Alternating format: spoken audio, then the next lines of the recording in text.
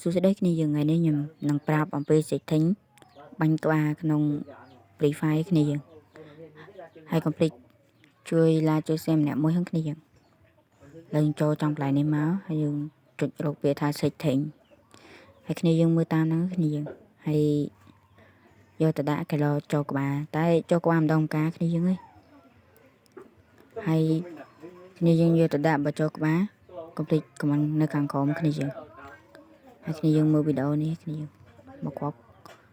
ក្បាលតែចូលម្ដងម្កាលគ្នាយើងអើយហើយបើគ្នាយើងគិតថាវីដេអូនេះល្អកុំភ្លេចជួយឲ្យមេដៃ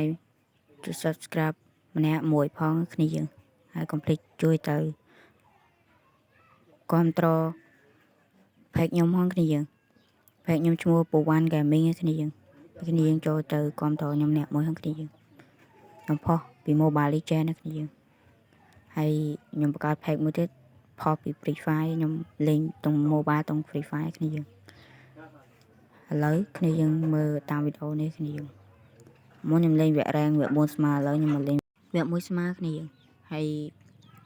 និយាយប៉ាក់នេះលេងអុកគ្នាយើងចឹងទៅខ្ញុំលេងអុកដែរហើយដូចកន្លែងនេះចឹង X8 ចូលក្បាលសុទ្ធគ្នាយើងហើយវីដេអូនេះក៏មានត្រឹមតែប៉ុណ្្នឹងដែរគ្នាយើងហើយចាំជួបខ្ញុំនៅវីដេអូក្រោយបាយបាយគ្នាយើង